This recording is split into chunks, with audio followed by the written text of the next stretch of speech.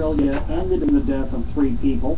The country is now dealing with frightening news. Police in the northeastern city of Cairns are investigating a multiple murder. 8 children from the ages of 18 months to 15 years have been found dead in their house. The mother of 7 of the children is in hospital. Bruno Asnakar is with the Cairns police. The woman in hospital is the mother of most of the children that have been found deceased. There's still some no identifications being carried out yet.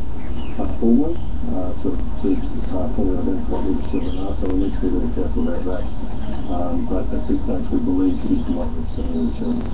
The mother is recovering from stab wounds. The neighborhood where they lived is known for its high crime. Authorities are looking for any clues as to what happened in this case. Russia's Foreign Minister Sergei Lavrov says a new American law authorizing more sanctions against Moscow could undermine relations between the 2 countries for a long time. Apparently, Lavrov issued his warning during a telephone call with U.S. Secretary of State John Kerry.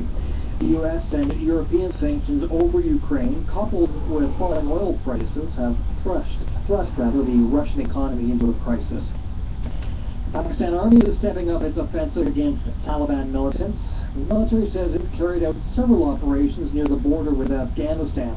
The news comes on the 3rd official day of mourning in the country. On Tuesday, Taliban fighters stormed a school in Peshawar, killing more than 140 people. Most of them were children. Thomas Degler reports. Today, Pakistan's army is reported to have killed as many as 67 militants near the Afghan border. And after the Prime Minister lifted a moratorium on the death penalty, an army chief authorized capital punishment for 6 convicted terrorists. Haider Shirazi at Pakistan's Supreme Court applauds the harsher stance. The law of society was looking at going down before the terrorists. A 2009 CIA report just now obtained by WikiLeaks says the removal of senior Taliban leaders has done little to root out the organization. In fact, the document suggests negative impacts could include radicalizing the insurgent group's remaining leaders. No matter the reason, Taliban militants are once again army targets and the source of much grief in Pakistan. Thomas Dagler, CBC News, London. Kurdish forces in northern Iraq say they've freed thousands of Yazidi Christians and other religious minorities who have been trapped by ISIS on Mount Sinjar since August.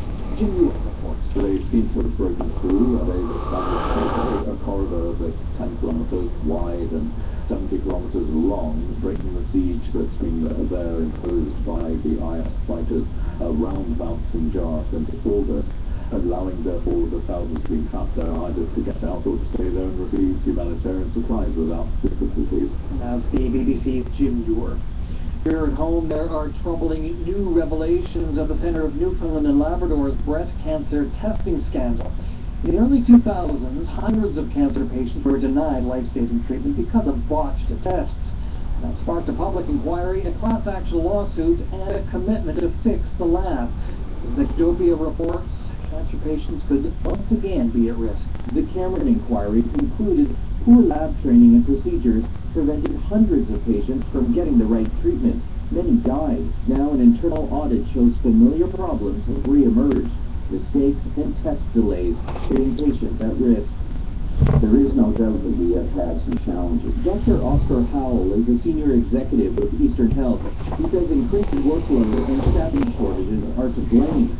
Though he insists patients aren't in jeopardy, the specific test from the days of the scandal has already been outsourced, and he says the discovery of these latest problems show new quality assurance procedures are working. Until now, health officials maintained they've complied with most of the recommendations from the Cameron inquiry. The audit says that may no longer be the case. Victor Dopia, CBC News, St. John's.